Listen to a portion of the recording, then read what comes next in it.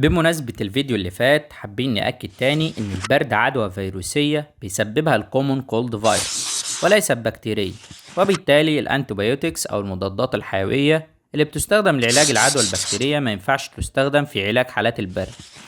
وده خطأ شائع عند كتير من الناس اللي بمجرد ما يجيله دور برد بيجري على الصيدلية ويجيب مضاد حيوي أو ياخد الافتكاسة العجيبة والمعروفة باسم حقنة البرد، وهي عبارة عن مزيج من حقنتين أو 3 وبيكون منهم المضاد الحيوي، ودي من أخطر الجنايات اللي بيرتكبها المرء في حق نفسه.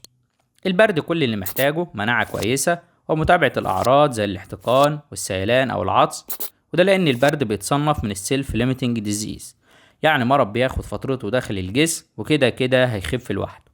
سامعك اللي بتسأل أمال ليه لما كشفت مرة على دور برد الدكتور كتب لي مضاد حيوي؟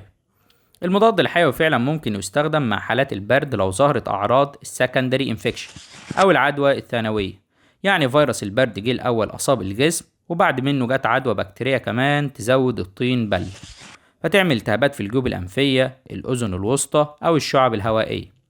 ومن أعراضها ارتفاع درجة الحرارة، شعور بالألم في الحلق أو الوجه، تورم أماكن العقد الليمفاوية أسفل الفك أو الرقبة، وجود مخاط أنفي سميك أخضر أو أصفر اللون، واستمرار الأعراض لفترة أكتر من أسبوع.